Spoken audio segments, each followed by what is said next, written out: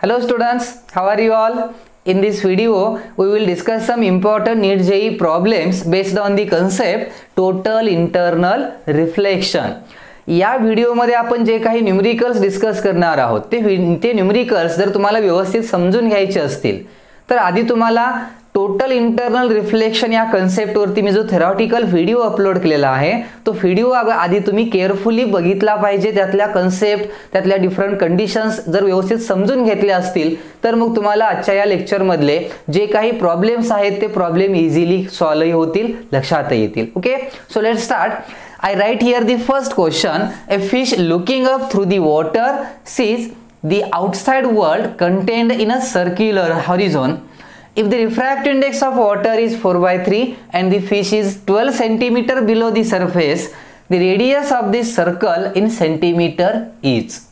Before going to the solution of this question, first let's see the concept circle of illuminance or field of view, and this problem is based on this concept. This is the application of total internal reflection. याचा एक applicationच आहे. Okay, so to understand this concept circle of illuminance or field of view, I consider here two mediums. One medium is denser, which is water, and other medium is rarer, which is air. Here refractive index of water is Nd and refractive index of air is Nr. I consider here two medium. Now there is a source of light. एखादा bulb असेल. Okay, so this S is the source of light which is placed inside the water. हा water surface म्हणजे water medium मध्ये आपण या सोर्सला काय केले, प्लेस केले, and this source is at the depth of h from the surface of water. Water surface पासून सोर्स हा h एवढा काय आहे, डेप्थ वरती आहे. Okay, now when we switch on this source, या सोर्सला जर ऑन केलं, it emits light rays in all direction. म्हणजे इकडं आणि इकडंच होतात इमिट असं नाही, हा ऑल डायरेक्शन लाईट रेज काय करतोय, इमिट करतोय. So all these rays emitted by this source travels from water to air means denser to rarer. And we know about this. What will happen if the rays travels from denser to rarer? It will bend away from normal and at a particular angle it will grazes the surface, or the angle of refraction is 90 degree. We will call that angle as critical angle. माहिती आहे आपल्याला ते. And if the angle of incidence is greater than the critical angle, then total internal reflection takes place. He theoretical concept माहिती आहे, आपण त्याचा इथं use करणार आहोत. Suppose I consider this first wave. This is the first ray emitted by the source, and this ray incident normally onto the interface. या interface वरती ही रे normally incident होते, and we know about this. If the ray of light incident normally, then it will passes without changing its direction. Direction न change होता ही light रे वॉटरच्या surface मधून बाहेर येणार आहे. Okay, because it incident normally. Now if we consider the second ray, okay, suppose this is, suppose याला raise ना मी काही numbers देतो इथं, हे आपल्या रेज आहेत, and suppose consider the first ray. Now this first ray it makes some angle of incidence with this interface, and now when it passes from denser to rarer it will bend away from normal. हे away from normal इथं काय होणार आहे, bend होईल. Now for the second ray, now consider for second ray, here this angle of incidence is equal to the critical angle. हा angle of incidence इथला मी critical angle एवढा आहे असं कन्सिडर केलं. Then the emergent ray will grazes the surface. Emerge होणारी रे जी आहे किंवा refracted रे जी आहे that ray will passes through the surface along the surface. याला आपण grazes the surface असं म्हटलं होतं. And then this angle of incidence I will be the critical angle. Now for the third ray, what will happen for the third ray? For third ray, here this angle of incidence I is greater than IC. इथं आता हा जो angle of incidence आहे I, हा IC critical angle पेक्षा कसा आला, large आला. and if the angle of incidence is greater than IC and when light ray travels from denser to rarer, then total internal reflection takes place. म्हणजे ह्या third रेचं इथं काय झालं, total internal reflection. Okay, suppose this is our point A. A point आहे, this is the centre O, central point consider केला. Beyond this A point all the rays emitted by this source gets internally reflected. या ए पॉइंटच्या पुढच्या कोणत्याही raise consider करा, इथून तुम्ही आणखी एखादी रे कन्सिडर केली असती तर ती सुद्धा रे इथून इंटरनली काय होणार, रिफ्लेक्ट. कारण याच्या पुढं सगळीकडे अँगल ऑफ इन्सिडन्स हा क्रिटिकल अँगल पेक्षा लार्जेस्ट मिळणार आहे. म्हणजे या ए पॉइंटच्या पुढच्या सगळ्या रेज काय होणार आहेत, इंटरनली रिफ्लेक्ट होणार आहेत. आणि सेम हे होणार आहे याच्या लेफ्ट साइडला आहे. This is our first ray, second ray and third ray. First ray will bend away from normal. Second ray, suppose if we consider this will be the angle of incidence, then this emergent ray grazes the surface, and for the angle of incidence I greater than critical angle, internal reflection takes place. So याला नाव द्या काहीतरी, suppose हा आपला बी point आहे, and beyond this B point all the rays emitted by this source gets internally reflected. म्हणजे या सगळ्या raise बी पॉइंटच्या पुढच्या इंटरनली काय होणार आहे, रिफ्लेक्ट होणार आहेत. हे सेम कंडिशन इथं फ्रंट साइडला येणाऱ्या रेज साठी सुद्धा असणार आहे. कारण रेज काय फक्त अशाच इमिट होत नाहीत, रेज अशा इकडंही इमिट होत आहेत. आणि मग इथं पुढेही असा एखादा पॉइंट असेल ज्या पॉइंटच्या पुढच्या रेज ज्या आहेत त्या इंटरनली रिफ्लेक्ट होणार, पाठीमागही पॉइंट असेल ज्याच्या पलीकडच्या रेज आहेत त्या काय होणार, इंटरनली रिफ्लेक्ट होणार. म्हणजे हा जो ए पॉइंट आहे, बी पॉइंट आहे, असा पुढेही पॉइंट असणार आहे, पाठीमागेही पॉइंट असणार, कारण हा असा एक वॉटर सरफेस आहे. Okay, and if we take the locus of all such points, A आणि B सारखे जेवढे पॉइंट्स असणार आहेत, if we take the locus of all such points, then we will get a circular region. आपल्याला एक असं काय मिळतं, सर्कल मिळतं. मग विचार करा, ते जे सर्कल असणार आहे त्या वॉटर सरफेस वरती आपल्याला असं एक काय मिळालं, सर्कल मिळालं. ज्या सर्कलचा सेंटर काय असणार आहे, हा O असणार आहे. आणि या सोर्सनं इमिट केलेल्या, इथं सोर्सनं इमिट केलेल्या ज्या लाईटच्या रेज असणार आहेत त्या सर्क्युलर रिजन मधून फक्त काय होणार, इमर्ज होणार. कारण इथं लक्षात येतंय की बी पॉइंटच्या पुढं इकडं वॉटर सरफेस तर आहे, पण बीच्या पुढं लाईट रेज सरफेस मधून इमर्ज होत आहेत का, बाहेर येत आहेत का, इंटरनली रिफ्लेक्ट होत आहेत. इकडं एच्या पुढच्या रेज इंटरनली रिफ्लेक्ट होत आहेत. तसाच पुढं पॉइंट आहे, तसाच पाठीमागं पॉइंट आहे. आणि त्या सगळ्या पॉइंटचं जे सर्कल तयार होतं तेवढ्या सर्क्युलर रिजन मधून फक्त लाईट रे इमर्ज होते. म्हणजे त्या सर्क्युलर पार्ट मधून फक्त रेज काय होत आहेत, इमिट होत आहेत. बाकी सगळ्या रिजन मधून येणाऱ्या रेज आहेत त्या काय होतात, इंटरनली रिफ्लेक्ट होत आहेत. म्हणजे या सोर्सने इमिट केलेली लाईट जी आहे ती एका पर्टिक्युलर इथल्या रिजन मधूनच काय होते, बाहेर येते. आणि ऑल अदर रिजन जो पार्ट आहे त्यातून ती इंटरनली काय होते, इथं रिफ्लेक्ट होते. ओके, मी इथल्या काही पार्ट जो आहे तो कमी करतोय. तर या इंटरनली रिफ्लेक्ट होणाऱ्या रेज ज्या आहेत त्यांना मी कट केलं इथून. या सगळ्या रेज ज्या आहेत त्या काय होतात, इथे इंटरनली रिफ्लेक्ट होत आहेत. ही रे इमर्ज होते माहिती आहे आपल्याला.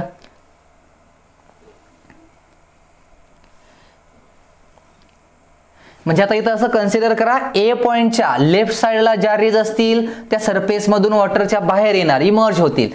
ए पॉइंटच्या राईट साइडला ज्या काही रेज असतील त्या सगळ्या इंटरनली काय होतात, रिफ्लेक्ट होतात. तसंच सेम ऑल डायरेक्शननं आपल्याला कंडिशन घेता येईल.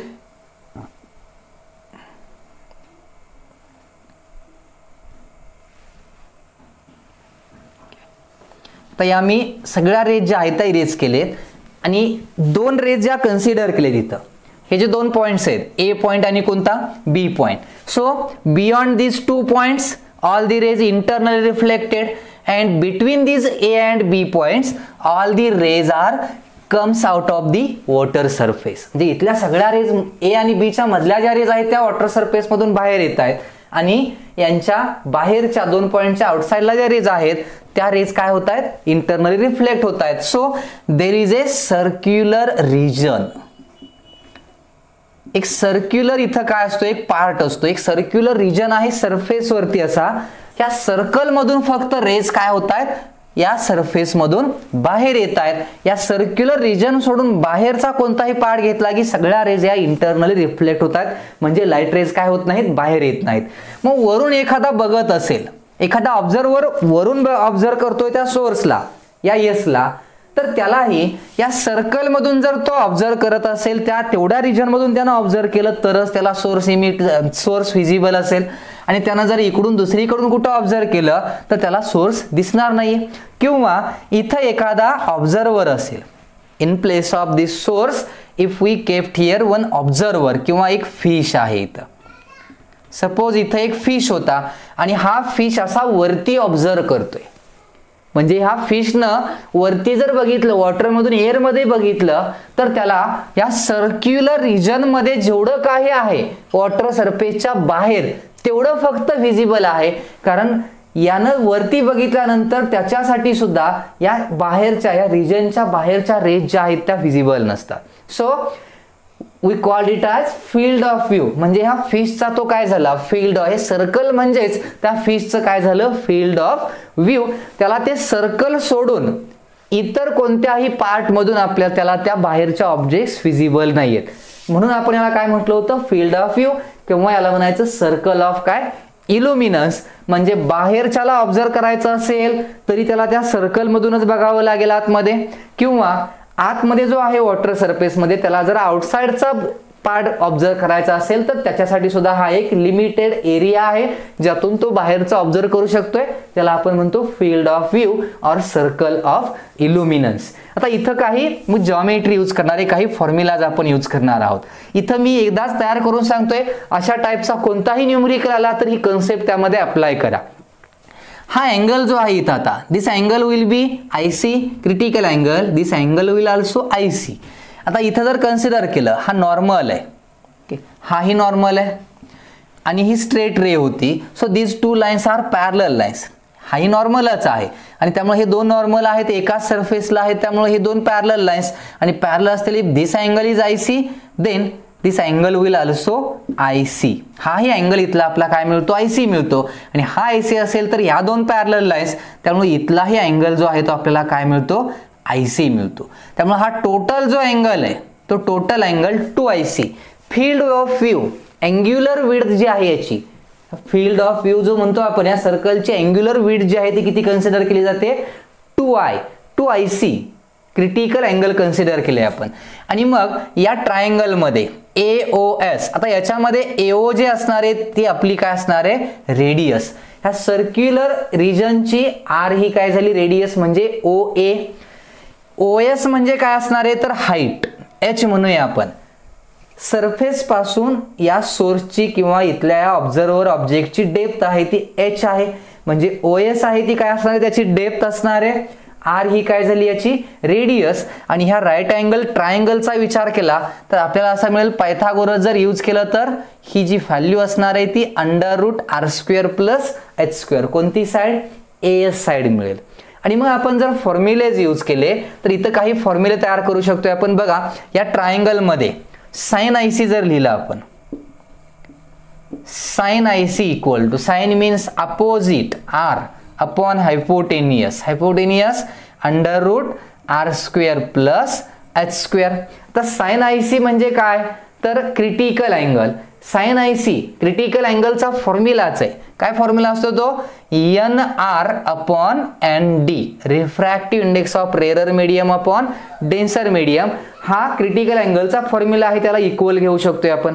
तर हे जर इक्वल घेतलं आणि suppose in maximum question the rarer medium is air medium, so for air refractive index is 1 and we can write this as 1/n, simply 1/n असं लिहू शकतो आपण. and this n is the refractive index of denser medium.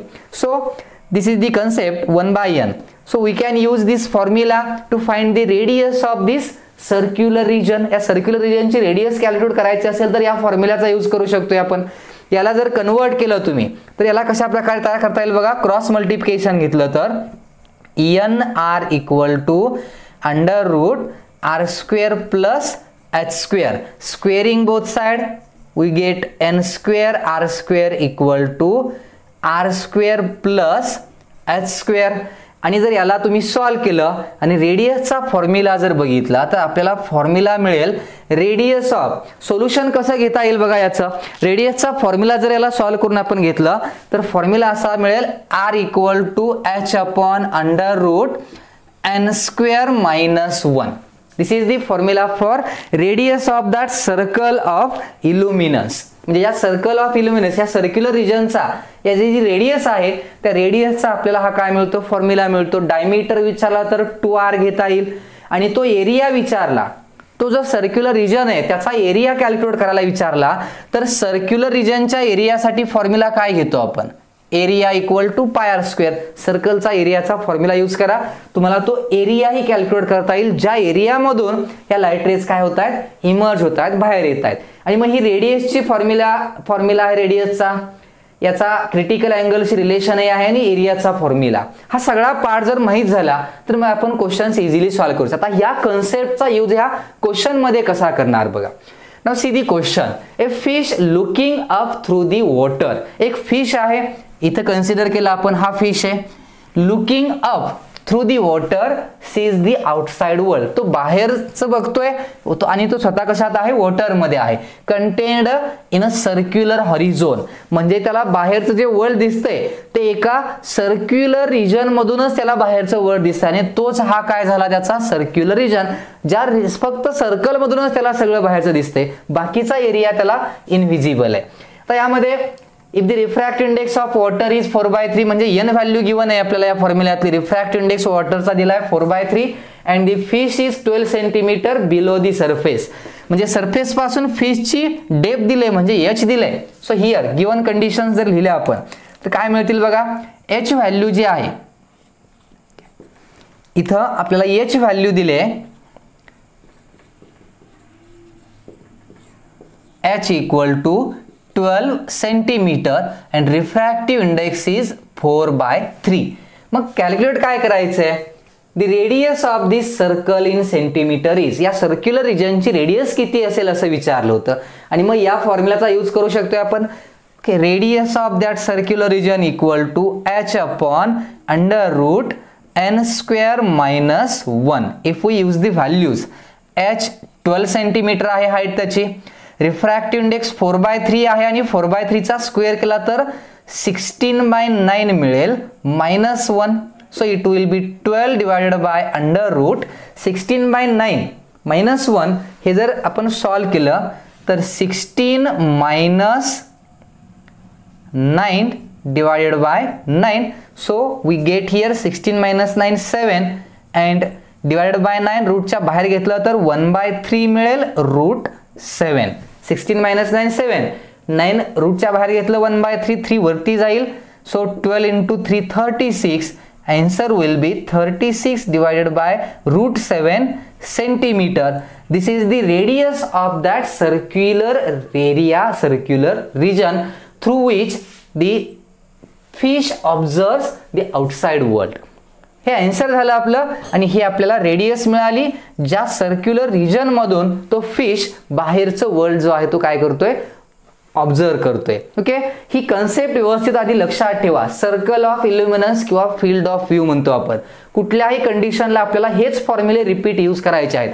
त्यामुळे रेडियसचा formula असेल, sign आयसीची condition असेल किंवा डायग्रामही असेल, डायग्रामलाही use करून आपल्याला सोडवायचे आहेत. काही नाही, एरिया जर विचारला तर फॉर्म्युला घ्यायचा a equal to pi R square. So this is the first example based on the total internal reflection. Now see one more question based on the same concept. The question is, a point source of light S is placed at the bottom of a vessel containing a liquid of refractive index 5/3. A person is viewing the source from above the surface. There is an opaque disc of radius 1 centimeter floating on the surface. The center of disc lies vertically above the source as the liquid from the vessel is gradually drained out through a tap. What is the maximum height of the liquid for which the source cannot be seen at all? म्हणजे इथं observer म्हणजे एक man आहे जो आउटसाइडला आहे water सरफेसच्या and there is a point source of light yes is placed at the bottom of vessel. याच कन्सेप्टचा आपण यूज करणार असेल तर याला आपण असं लिहू शकतोय. फॉर्म्युला लक्षात ठेवा, रेडियसचा फॉर्म्युला आपल्याला इथं यूज करावा लागेल.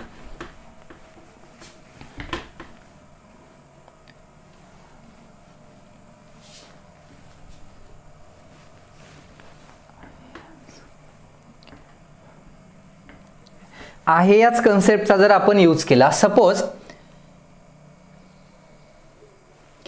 इथं कन्सिडर करतो मी, हा आपलं काय आहे, वेसल आहे. Okay, this is our vessel.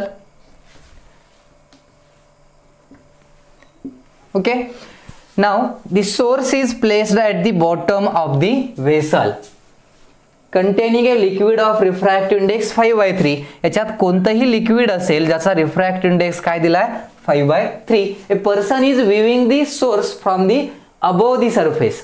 म्हणजे जो ऑब्झर्वर आहे तो इथं वरती आहे, इथं ऑब्झर्वर आहे आणि तो वरून ह्या सोर्सला काय करतोय, ऑब्झर्व करतोय. The centre of the there is an opaque disc of radius 1 centimetre floating on the surface. या सरफेस वरती अशी एक काय आहे, डिस्क आहे, ओपेक डिस्क आहे, ट्रान्सपरंट नाही, एक ओपेक काय आहे, अशी डिस्क आहे. त्या त्या वॉटरच्या सरफेस वरती अशी फ्लोट करते एक डिस्क आहे, ज्या डिस्कची रेडियस आपल्याला दिले, किती दिले, 1 centimetre. Okay, the centre of the disc lies vertically above the sources. म्हणजे सोर्सच्या बरोबर वरती त्या डिस्कचा काय आहे, इथं सेंटर आहे, म्हणजे ही डिस्क कन्सिडर केली आपण. The liquid from the vessel is gradually drained out. म्हणजे असं कन्सिडर करा की सुरुवातीला this vessel is fully completely filled, पूर्ण भरलेला होता आणि मग नंतर आपण काय केलं, याच्या एका टॅप मधून इथून असं लिक्विड काय केलं, यातून रिमूव्ह करायला सुरू केलं, ड्रेन केलं. आणि जर यातून आपण लिक्विड काढत गेलो, क्वेश्चन असा विचारलाय की हे लिक्विड काढत असताना या वॉटर सरफेसची हाईट कमी होत जाणार आणि कमी होताना अशी कोणती हाईट आपल्याला मिळेल इथं की त्या हाईटचं वॉटर ज्यावेळी या वेसलमध्ये असेल त्यावेळी हा यस सोर्स जो आहे तो कम्प्लिटली इनव्हिजिबल असेल, तो दिसणार नाही. Source cannot be seen at all. म्हणजे सोर्स दिसणार नाही असं म्हटलंय. कधी दिसणार नाही सोर्स, बघा ह्या सोर्सनं इमिट केलेली लाईट ह्या ऑब्झर्वर पर्यंत येते म्हणून त्याला तो दिसतोय. जर ह्या सोर्सनं इमिट केलेली लाईट ऑब्झर्वर पर्यंत जाणं बंद झालं तर मग त्याला तो इनव्हिजिबल असणार आहे. आपल्याला माहिती आहे या सोर्सची लाईट एका पर्टिक्युलर सर्क्युलर एरियामधूनच काय होत असते, बाहेर येत असते. जर आपण तो पूर्ण सर्क्युलर एरियाज आपण जर काय केला, झाकून ठेवला, क्लोज केला आणि कशानं, इथं ऑलरेडी डिस्क होतीच एक ओपेक, त्या डिस्कला बरोबर आपण त्या सर्क्युलर एरियावरती झाकलं तर त्यातून लाईट बाहेर येणारच नाही, म्हणजे कुठूनच येणार नाही आणि या ऑब्झर्वरसाठी हा सोर्स इनव्हिजिबल असणार, दिसणार नाही सोर्स त्याला. म्हणजेच तिथलं हे जे सर्कल आहे ज्यातून लाईट बाहेर येते तेवढ्याच सर्क्युलर एरियाची ती डिस्क असायला पाहिजे आणि त्याच्यावरती आपण त्याला झाकणार आहोत. मग असं कन्सिडर केलं की यातून वॉटर आपण काही प्रमाणात ड्रेन केलंय आणि आता वॉटरची हाईट जी आहे remaining, that height will be H. या वॉटरची हाईट रिमेनिंग किती आहे आता, एच. आणि या ऑब्झर्वरसाठी हा सोर्स दिसणं बंद झालंय तर आपल्याला हे एच किती असेल असं विचारलंय. म्हणजे या वॉटरची हाईट किती असेल असं विचारलंय ज्यावेळी हा सर्कल ज्यानं ती पूर्ण लाईट काय केले, इथं क्लोज केले. मग आपल्याला इथं विचारलंय काय, एच. या सर्क्युलर डिस्कची रेडियस गिवन आहे आणि ती रेडियस म्हणजेच तो सर्कल ऑफ इल्युमिनन्स झाला. आता इथं रेडियस गिवन किती होती, रेडियस दिले 1 सेंटीमीटर. मग 1 सेंटीमीटर रेडियस गिवन आहे, एच विचारले, रिफ्रॅक्टिव्ह इंडेक्स गिवन आहे. मग रेडियसच्या फॉर्म्युल्यात व्हॅल्यूज पुट करून आपण डायरेक्ट आन्सर घेऊ शकतोय. रेडियसचा काय फॉर्म्युला होता, h/√n² - 1. इथं आपल्याला गिवन व्हॅल्यू ज्या आहेत, एच कॅल्क्युलेट करायचे, हाईट घ्यायची आहे, रिफ्रॅक्टिव्ह इंडेक्सची व्हॅल्यू गिवन आहे 5/3, रेडियसची व्हॅल्यू आहे 1 सेंटीमीटर. आपण त्याची हाईट जी आहे वॉटरची ती सेंटीमीटर मध्येच कॅल्क्युलेट करूया. सो h = r × √n² - 1 आणि व्हॅल्यूज पुट केल्या तर r व्हॅल्यू 1च आहे, √n² म्हणजे 5/3 चा स्क्वेअर 25/9 - 1 आणि याला जर सॉल्व केलं तर h व्हॅल्यू जी आहे याचं कॅल्क्युलेशन 25/9 याची व्हॅल्यू जर कॅल्क्युलेट केली तर याचा आन्सर येते 4/3. याचा आन्सर काय येते, हे जर सॉल्व केलं सबट्रॅक्शन करा आणि रूट घ्या, 25 - 9/9 असं येणार आहे. म्हणजे हे किती येईल बघा, 25 - 9/9 म्हणजेच हे मिळणार आहे आपल्याला 16/9. स्क्वेअर रूट घेतलं, आन्सर आलं 4/3 किंवा 4/3 सोडवलं तर 1 पॉइंट किती येईल बघा, 1.33 centimetre. So at the height 1.33 centimetre. Answer मिळाला आपल्याला, what is the maximum height of the liquid for which the source cannot be seen at all. So the maximum height of liquid should be 1.33 centimeter. Okay, so this is the one more question based on the same concept, circle of illuminance or field of view. Now see the third example. A ray of light traveling in glass of refractive index 3/2 is incident on a horizontal glass air interface at the critical angle IC. अब पहिला sentence साठी अगोदर आपण एक diagram draw करूया. A ray of light travelling in glass म्हणजे एक light रे आहे जी अगोदर ग्लास मधून ट्रॅव्हल होते. Suppose this is our glass slab. एक ग्लास स्लॅब आहे आणि या ग्लासचा जो रिफ्रॅक्टिव्ह इंडेक्स आहे तो गिवन दिलाय आपल्याला 3/2. Refractive index of glass with respect to air आहे म्हणजे ॲब्सोल्यूट रिफ्रॅक्टिव्ह इंडेक्स आहे. And a ray of light travelling in glass, glass मधून ट्रॅव्हल होते. Okay, is incident on a horizontal glass air interface. So this medium is glass and this medium is air. हे air medium आहे. At the critical angle IC म्हणजे इथं angle of incidence जो आहे तो angle of incidence हा critical angle given दिलेला आहे. A ray of light travelling in glass incident at the critical angle IC on the glass air interface. ही पहिली condition आहे. ओके, आता या पहिल्या कंडिशन वरून याच्या पुढचं सांगा मला काय होईल इथं. तर लाईट रे बेंड होते. आता ही लाईट रे आहे ती कशी पास होते, इंटरफेस मधून पास होते. आपल्याला माहिती आहे जर क्रिटिकल अँगल असेल तर emergent ray grazes the surface.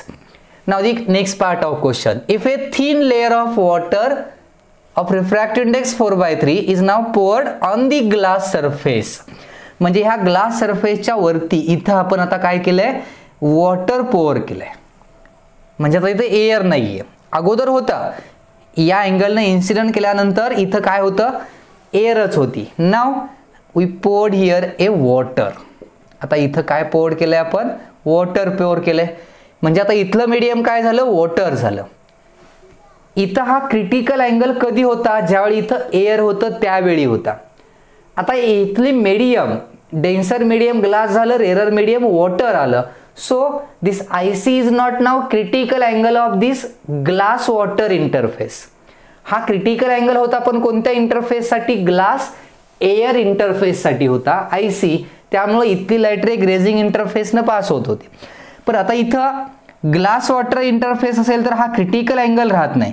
And light ray when travel from glass to water it will bend away from normal. इकडं अशी काय होईल, बेंड होईल आणि पास होईल, पण ग्लास मधून वॉटर मध्ये आता ट्रान्समिट होईल. Now here the medium is water. Now consider some angle. This angle is IC. Now this angle is angle of refraction say R. हे दोन्ही नॉर्मल आहेत. And if this two are normal then if this angle is R then this angle will also R. And now suppose here this angle of again it will bend away from normal. Water मधून air मध्ये येताना परत ते कसं आलं, denser to rarer झालं आणि त्यामुळं हा angle of refraction R' consider करा. आपल्याला फाइंड आउट काय करायचंय. Okay, if a thin layer of water is now poured on the glass surface, at what angle will the ray of light emerge into the air at the water air interface. Water air interface म्हणजे हा झाला आणि किती अँगलने emerge होते म्हणजे आपल्याला calculate करायचा आहे हा R' किती असेल. सुरुवातीची कंडिशन बघा, हा क्रिटिकल अँगल होता ग्लास एअर इंटरफेस साठी. फॉर्म्युला काय घेता येईल, sine IC equal to, actually formula कसा आहे क्रिटिकल अँगलचा, IC equal to sine inverse 1/n. Air medium असेल तर लिहितो आपण आणि ते n म्हणजे रिफ्रॅक्टिव्ह इंडेक्स ऑफ ग्लास घेऊ शकतोय किंवा असंही लिहिता येईल refractive index of air upon refractive index of glass. हे लिहू शकतो NR/ND असा लिहिलाय फॉर्म्युला. साइन इकडे इनवर्सचं इकडे घेतलं की साइन झालं, sine IC equal to NA/NG. NA value 1, NG value 3/2. So we get sine IC equal to 2/3. एक रिलेशन मिळाले, लक्षात ठेवा. साइन IC व्हॅल्यू किती आहे, 2/3. वॉटर पोअर करायच्या आधीचं रिलेशन होतं हे. Now here for this water glass interface, water glass interface मध्ये आपण जर स्नेल्स लॉ या पॉइंटला यूज केला, by using the Snell's law at the first interface.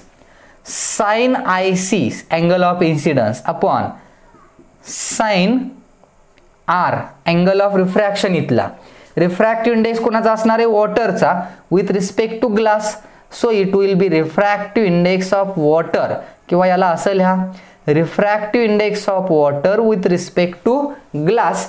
याला आपण जर N2/N1 हा फॉर्म्युला यूज केला, वी गेट NW/Ng. आता इथं व्हॅल्यूज जर पुट केला तर साइन R इक्वल टू काय येणार? Ng/Nw इंटू साइन IC असं एक रिलेशन मिळते.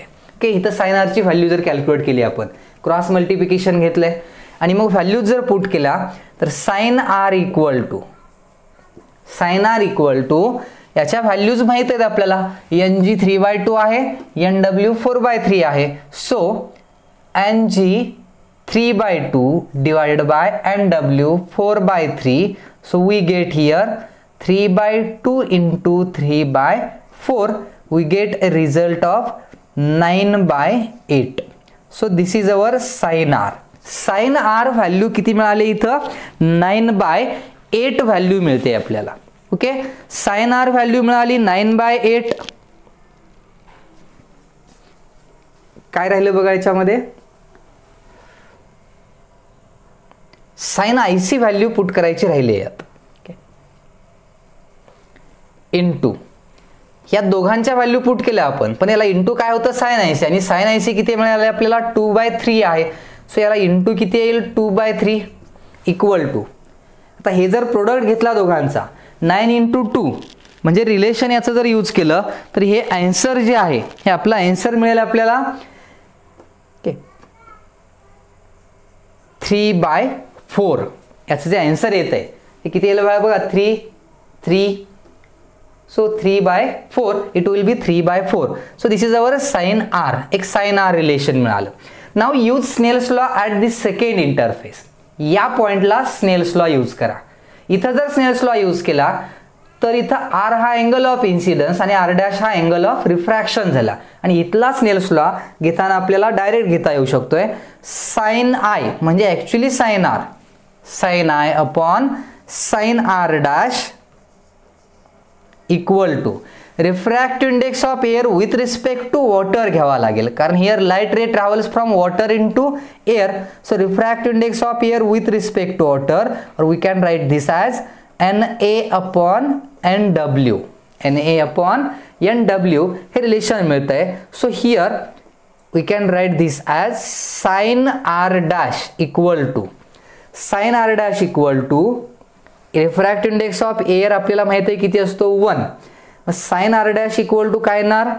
NW into sine R. आता NW means refractive index of water, and refractive index of water is 4/3 into sin R. sin R value किती आपली? 3/4 value आले. 4/3 into 3/4. so the answer is 1. sin R' value किती आली? 1. बघा sin R' याची value किती आली? 1. याचा अर्थ असा झाला R' equal to sine inverse 1. साइनच्या कोणत्या अँगलला 1 व्हॅल्यू असते? 90 degree. So R' will be 90 degree. R' ची व्हॅल्यू काय आली? 90 डिग्री. R' म्हणजे हा अँगल, म्हणजे ॲक्च्युली ही रे बाहेर येत नाहीये. R' 90 आहे, याचा अर्थ this emergent ray grazes the surface, therefore R' value will be 90 degree. And now this is the correct diagram. Okay, आपल्याला हेच विचारलं होतं, what angle will the ray of light emerge into air. Air मध्ये किती अँगलनं light ray emerge होईल at water air interface. So our answer is 90 degree. Now let's see the fourth question. Same question आहे. कसा एखादा simple type मध्ये question आला तर याला कसं फाइंड आउट करायचं बघा. Question is the wavelength of light in 2 liquids. 2 liquid आहेत, one is X and other is Y, is 3500 angstrom minute and 7000 angstrom minute. Then the critical angle of X relative to Y will be. म्हणजे इथली जी 2 medium आहेत बघा, एक X आहे, एक Y आहे. Denser कोणतं आणि रेअरर कोणतं ठरवायचं असेल तर वेवलेंथ वरून सुद्धा सांगू शकतोय आपण. डेन्सर असेल तर वेवलेंथ स्मॉल, रेअरर असेल तर wavelength large. So y will be rarer medium, x will be denser medium. Suppose this is our y medium and this will be our x medium. Light ray travel from denser to rarer.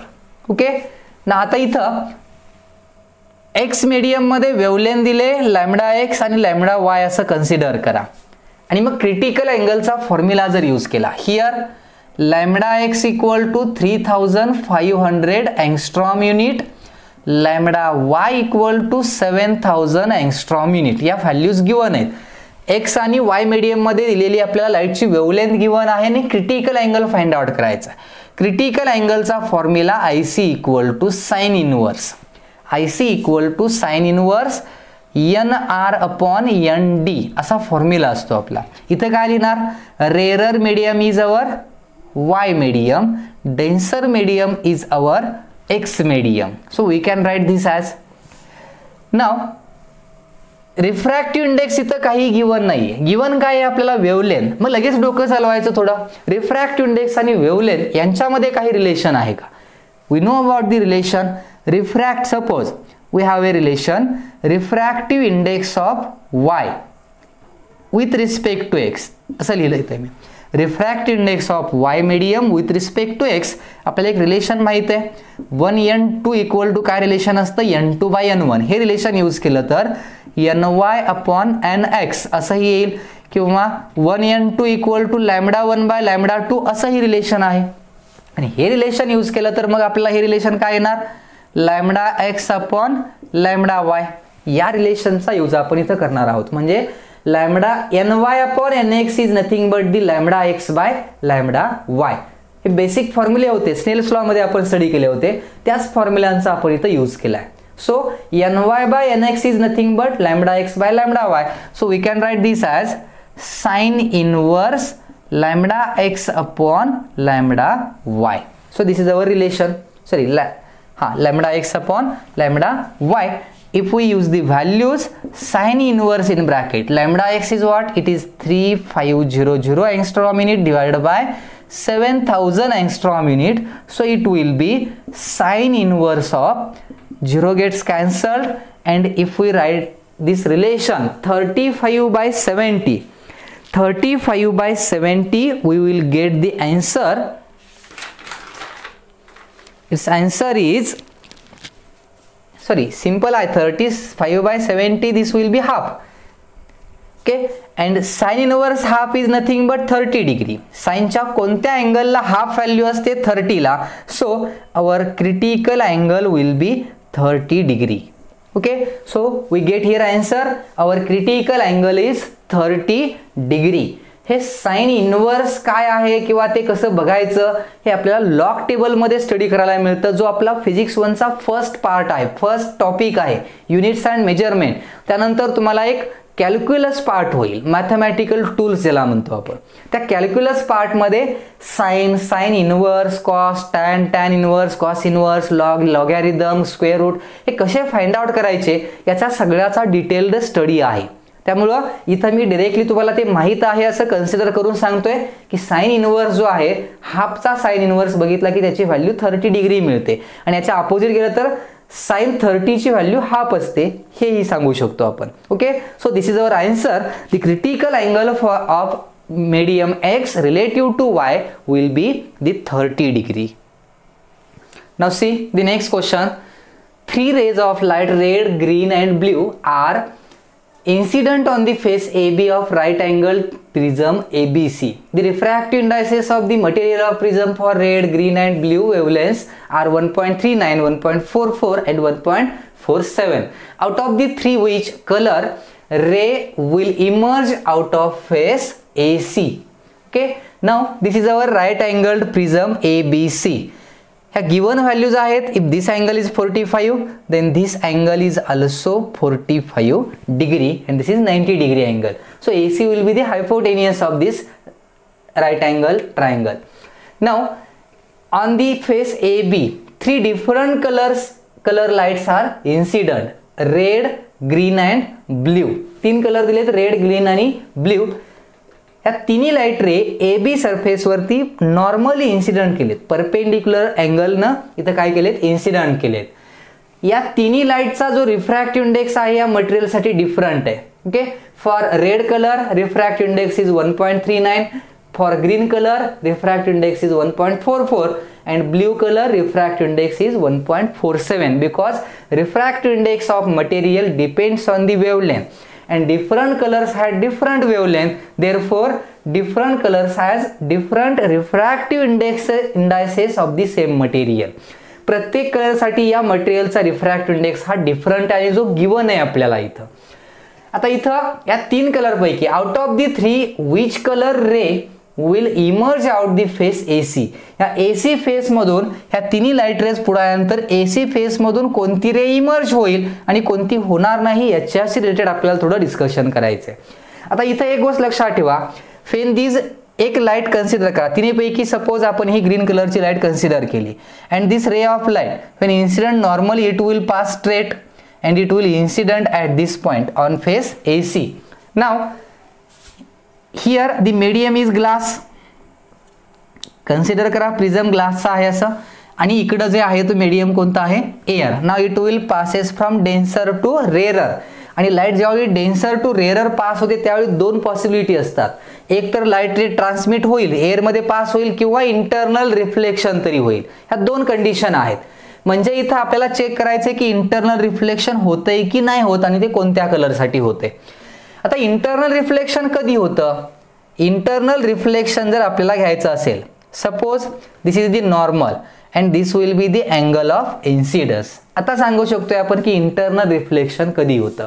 If this angle of incidence I is greater than I C, if the angle of incidence I is equal to or greater than I C, I C पेक्षा I C एवढा असेल तर surface मधून जाईल light रे, आपल्याला माहिती आहे. आणि if this I is greater than I C then total internal reflection takes place. मग आपल्याला हे चेक करायचे की कोणत्या कलरसाठी इंटरनल रिफ्लेक्शन होईल आणि होणार नाही. गिवन काय आहेत, refractive index, refractive index for red, green and refractive index for blue. Red colour साठी आहे 1.39, ग्रीन कलर साठी रिफ्रॅक्टिव्ह इंडेक्स आहे 1.44 and for blue colour it will B 1.47. Refractive index given आहेत आणि मग इंटरनल रिफ्लेक्शन होतंय की नाही हे याच्यावरून सांगायचे. मग आपल्याला असं एखादं रिलेशन बनवायचे की ज्यामध्ये रिफ्रॅक्टिव्ह इंडेक्स वरून आपल्याला समजेल की इंटरनल रिफ्लेक्शन होईल की नाही. ही कंडिशन तर माहित आहे, this is the condition for total internal reflection, angle of incidence should be greater than critical angle. दुसरी कंडिशन तर तिघांसाठी असणार आहे, light ray travel from denser medium to rarer medium. Okay, याच्यात थोडे चेंजेस करतोय मी. नाव सपोज आता इथं डायग्राम मध्ये बघा, this angle is 90 degree, this is 45 and then in this triangle it will be 45 degree. हा 45, हा 45, हा 90. Geometries आहे डायग्रामची. If this angle is 45 then this angle of incidence I is also 45 degree. हा angle of incidence I सुद्धा किती मिळणार आहे, 45 degree. म्हणजे या तिन्ही रेज पुढे गेल्यानंतर पास झाल्यानंतर AC सरफेसवरती किती अँगल बनवून इन्सिडेंट होणार, ही रे पुढे जाईल किंवा ही रे पुढे गेली तरी प्रत्येक वेळी अँगल ऑफ इन्सिडन्स हा 45च असणार आहे. म्हणजे या तिन्ही रेज AC सरफेसवरती अँगल ऑफ इन्सिडन्स किती बनवून इन्सिडेंट होत आहेत, 45 degree. Now if I take here, दोन्ही साइडचं साइन घ्या, साइन आहे greater than or equal to sine IC. Now we know about the sin I is 45 degree. Angle of incidence तिघांसाठी किती आहे, 45 डिग्री आहे. So it will be greater than or equal to sin I. Sin IC means what? Critical angle चा formula काय, IC equal to sin inverse air असेल तर आपण 1/n लिहितो direct. So it will be 1/n which is sin IC equal to 1/n. हा formula आहे आपला, sin IC equal to 1/n.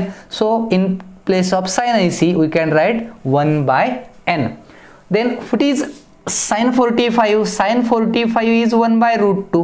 So it will be 1/n. So we can write this as by using this relation we can write this as n should be greater than √2. Relation काय मिळालं आपल्याला, here n should be greater than or equal to √2, म्हणजे refractive index √2 पेक्षा large असेल तर internal reflection होणार, कारण याच कंडिशनवरून आपण ही कंडिशन तयार केली. What is this condition? This is the condition for total internal reflection. If angle of incidence is greater than critical angle, then internal reflection takes place. So therefore, if refractive index is greater than or equal to √2, then also internal reflection takes place. म्हणजे refractive index जर √2 पेक्षा large असेल तर internal reflection होणार. मग कोणत्या कलरच्या लाईटचं इथे इंटरनल रिफ्लेक्शन होईल? इथं जर आपण बघितलं √2 ची व्हॅल्यू असते 1.414. एक्झॅक्ट व्हॅल्यू जर √2 ची तुम्ही कॅल्क्युलेट केली तर √2 ची एक्झॅक्ट व्हॅल्यू आहे 1.414. म्हणजे रिफ्रॅक्टिव्ह इंडेक्स जर 1.414 पेक्षा लार्ज असेल तर इंटरनल रिफ्लेक्शन होणार, नसेल तर होणार नाही. मग रिफ्रॅक्टिव्ह इंडेक्स हा ग्रीन आणि ब्ल्यू कलरचा 1.414 पेक्षा कसा आहे, लार्ज आहे. So green and blue colour gets internally reflected. या दोन कलरचं काय होणार, इंटरनल ग्रीन आणि ब्ल्यू कलरचं काय होणार, इंटरनल रिफ्लेक्शन होणार. But for red colour refractive index is 1.39 and it is less than √2. Refractive index हा √2 पेक्षा कमी आहे. ही कंडिशन मिळते का, तिथं आपल्याला नाही मिळत.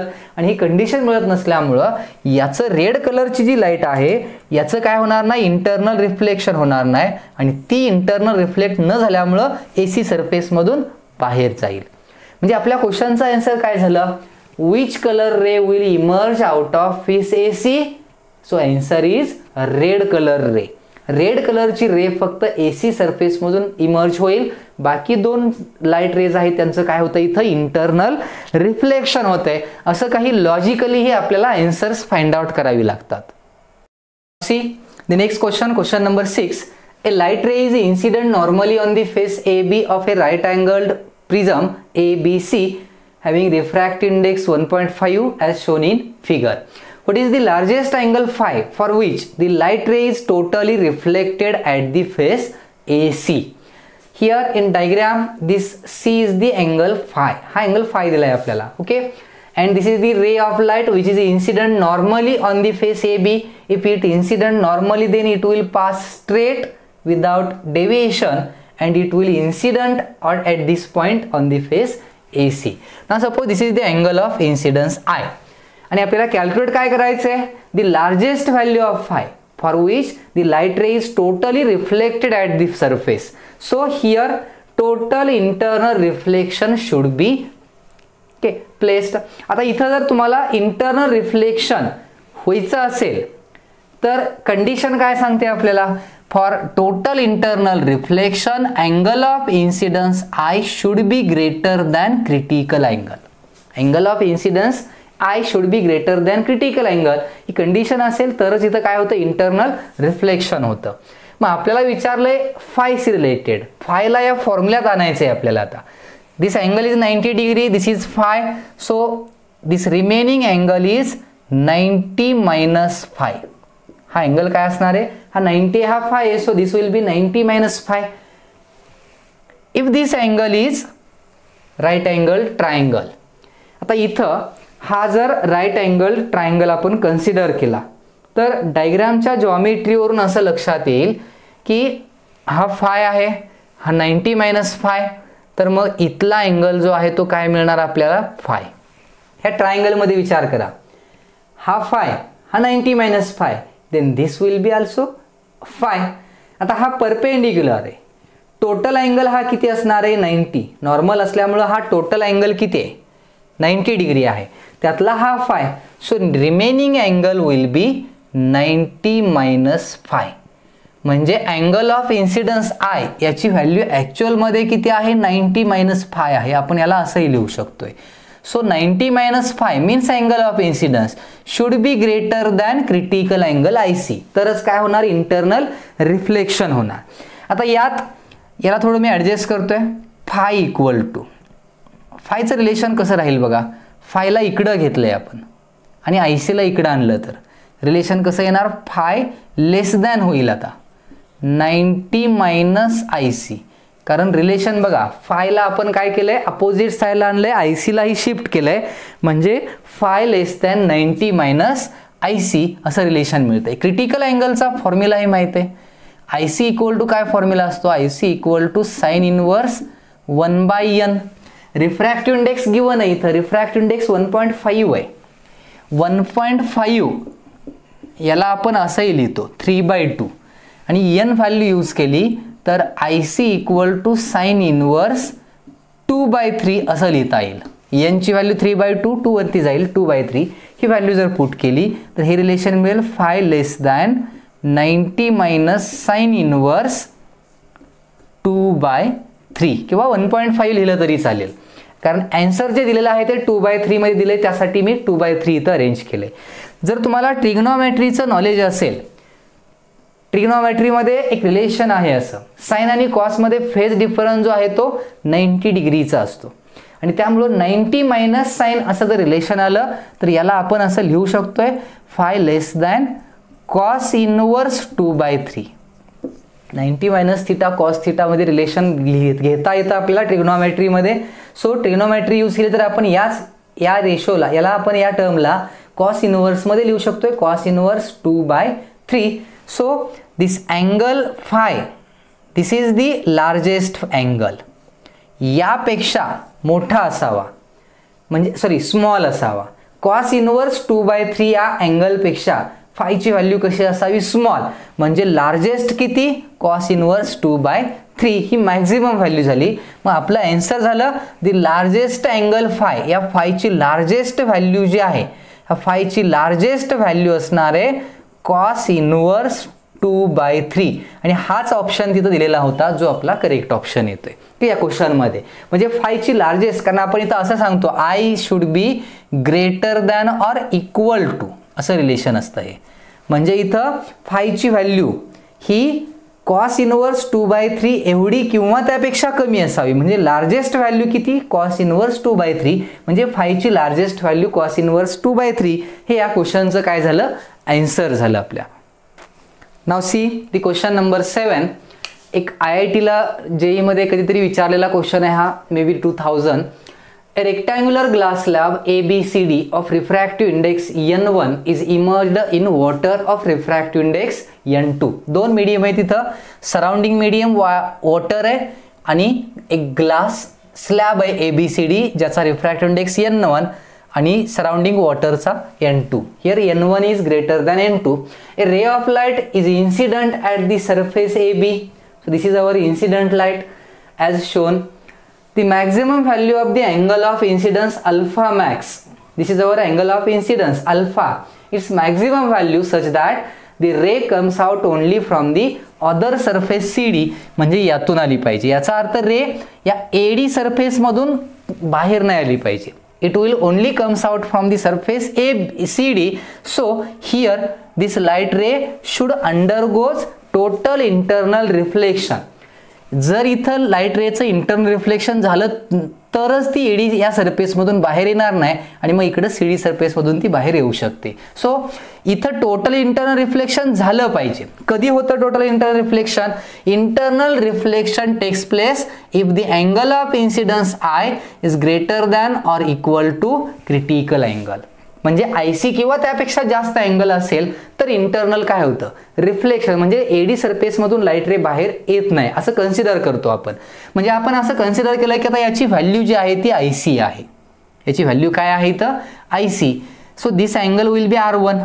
आता इथला अँगल ऑफ इन्सिडन्स आयसी पेक्षा लार्ज असेल तर आपल्याला चालणार आहे. याला R2 म्हणूया आपण. हा R2 जो आहे डायग्राम मधला R2 जो आहे, हा डायग्राम मधला R2 अँगल, हा अँगल आयसी किंवा त्यापेक्षा जास्त असेल तर चालणार आहे. आपण कन्सिडर केलंय की R2 हा सध्या कुणा एवढा आहे, आयसी एवढा आहे असं कन्सिडर केलं तर त्यापेक्षा जास्त असेल तर चालेल, पण कमी झाला तर इंटरनल रिफ्लेक्शन होणार नाही. म्हणजे ही व्हॅल्यू जी आहे ती आपल्याला इन्क्रीज केलं तर चालणार आहे, डिक्रीज नाही. म्हणजे यापेक्षा कमी नकोय. आणि हा जर डिक्रीज होऊ द्यायचा नसेल तर याचा अर्थ R1 इन्क्रीज नाही झाला पाहिजे, कारण R1 जर इन्क्रीज झाला तर R2 काय होणार, डिक्रीज होणार आणि इंटरनल रिफ्लेक्शन होणार नाही. म्हणजे R1 ची व्हॅल्यू ही इन्क्रीज नाही झाली पाहिजे, R1 डिक्रीज झाला तर चालेल आपल्याला. R1 ची व्हॅल्यू डिक्रीज म्हणजे R1 ची ही मॅक्झिमम व्हॅल्यू झाली. R1 यापेक्षा आता मोठा नको.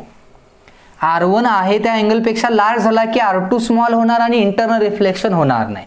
म्हणजे R1 आता आहे तेवढा किंवा त्यापेक्षा कमी असला तर चालेल. तसंच सेम R1 आणि अल्फा यांच्यात काय रिलेशन आहे, अल्फा इन्क्रीज झाला की R1 इन्क्रीज होणार, पण R1 ला इन्क्रीज होऊ देऊन चालणार नाही. R1 आता आहे तेवढा चालेल किंवा त्यापेक्षा कमी.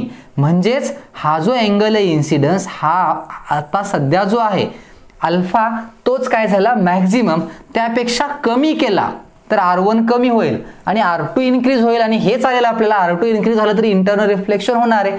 म्हणजे अल्फाची व्हॅल्यू यापेक्षा जास्त नको, यापेक्षा कमी असेल तर चालेल. So this will be our maximum angle alpha. हे रिलेशन घेऊ शकतोय आपण. आणि मग आता आपल्याला प्रूव्ह काय करायचंय, तर the maximum value of the angle of incidence alpha, he alpha value maximum किती असेल, ऑप्शन इथं लिहिलेत मी. या फॉर्ममध्ये आपल्याला काय करायचंय, आपलं जे आन्सर आहे हे आन्सर आपल्याला कन्वर्ट करायचंय. मग आता इथं जर मी या फर्स्ट पॉइंटला, या सरफेसला स्नेल्स लॉ यूज केला, काय असेल बघा त्या पॉइंटला Snell's law. Snell's law will be sine alpha max upon sine R1 equal to, it will be N1 by N2. Snell's law use केला. आणि यामध्ये जर आपण या स्नेल्स लॉला ॲडजस्ट करून अल्फाचं म्हणजे एखादं इक्वेशन तयार केलं तर कसं येईल बघा, sine alpha max equal to N1 by N2 into काय आहे, साइन R1 आहे. साइन इकडे घेतलं तर इनवर्स होतो, म्हणजे आपण याला असं लिहू शकतोय sine alpha max equal to sine inverse. इथल्या या पूर्ण टर्मचा काय होतो, साइन इनवर्स होतो. So this term will be N1 by N2 into sine R1. असा ऑप्शन आहे का आता, अल्फा मॅक्सचं इक्वेशन मिळालंय आपल्याला डायरेक्ट. हाच आपला angle maximum angle of incidence आहे. मग अल्फा मॅक्स असं मिळालंय, असा ऑप्शन नाहीये इथं. असा ऑप्शन जर असेल तर मग याच्यासारखा थोडा दिसतोय आपल्याला, म्हणजे थोडं आणखी याला कन्वर्ट करायचंय वेगळ्या फॉर्ममध्ये. इथं जरा वेगळी टर्म दिसते, R1 नकोय आपल्याला. मग R1 ला वेगळ्या फॉर्ममध्ये कसं आणू शकतोय आपण, ह्या ट्रायंगलमध्ये बघ, ह्या ट्रायंगलमध्ये R1 प्लस R2 ची व्हॅल्यू आपल्याला मिळेल 90 degree. R1 plus R2 will be 90 degree. R2 कुणा एवढं आहे, क्रिटिकल अँगल एवढा आहे, आपण कंडिशन आधीच घेतलेली आहे. म्हणजे असं लिहू शकतोय R1 equal to 90 minus IC. मी डायरेक्ट लिहितोय 90 मायनस ॲक्च्युली R2 आहे, पण R2 कुणा एवढं घेतलंय आपण, IC एवढं. So R1 will be 90 minus IC. आता 90 मायनस क्रिटिकल अँगलचा फॉर्म्युला माहित आहे, sine inverse denser rarer upon denser असतं. म्हणजे इथं येणार N2 by N1. Rarer water आहे म्हणजे N2, डेन्सर ग्लास आहे म्हणजे काय आलं इथं N1. सो R1 ची व्हॅल्यू मिळाली. ती R1 ची व्हॅल्यू या इक्वेशनमध्ये जर पुट केली तर अल्फा मॅक्स इक्वल टू काय रिलेशन येते बघा, alpha max equal to sine inverse, हे साइन इनवर्स आहे असं आहे, N1 by N2 into sine R1 ची व्हॅल्यू परत लिहितोय मी. R1 is what, R1 is 90 minus sine inverse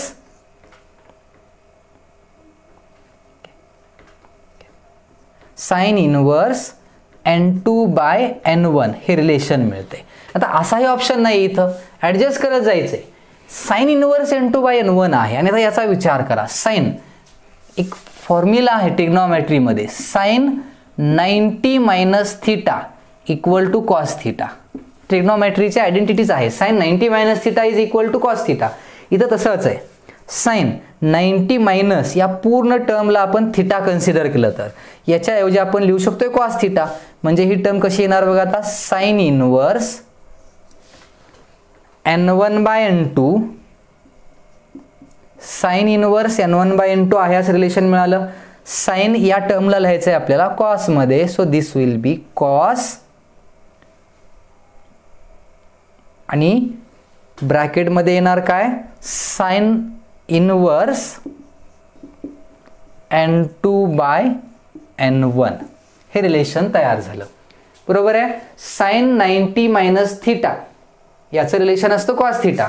मग साइन 90 मायनस थिटा जो कॉस, पण थिटा म्हणजे कोण, ही टर्म आहे आपली, मग ती थिटा लिहिली cos theta sine inverse N2 by N1 म्हणजे हे रिलेशन मिळालं. So the first option is the correct option.